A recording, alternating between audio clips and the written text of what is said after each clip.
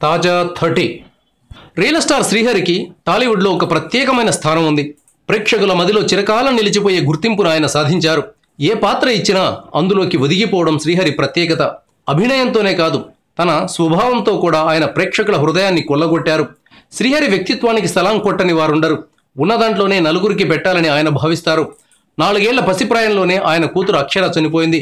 శ్రీహరి అక్షర పేరు మీద ఒక ట్రస్టును స్థాపించారు. ఈ ట్రస్ట్ ద్వారా ఫ్లోరైడ్తో బాధపడుతున్న పలు గ్రామాలకు మంచినీళ్లు సరఫరా చేశారు. ఆయన 4 గ్రామాలను దత్తత కూడా తీసుకున్నారు.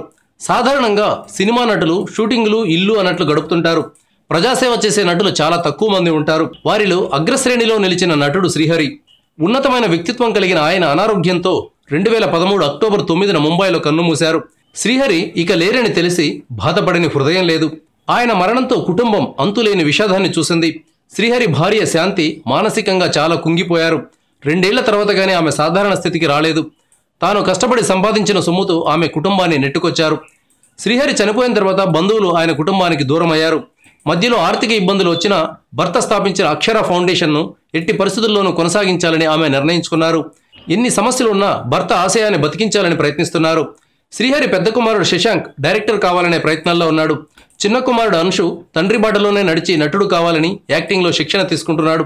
విధి చిన్నచూపు చూసినా శాంతి కఠిన పరిస్థితులకు ఎదురొడ్డి నిలబడింది. పిల్లల్ని తీర్చిదిద్దుతోంది. ఆమెకు అభినందనలు చెబుదాం. Thank you viewers. ఈ వీడియో మీకు నచ్చితే లైక్ బటన్ టచ్ చేయండి. తాజా 30 ఛానల్కు సబ్స్క్రైబ్ చేయండి. మీ మిత్రులకు షేర్ చేయండి.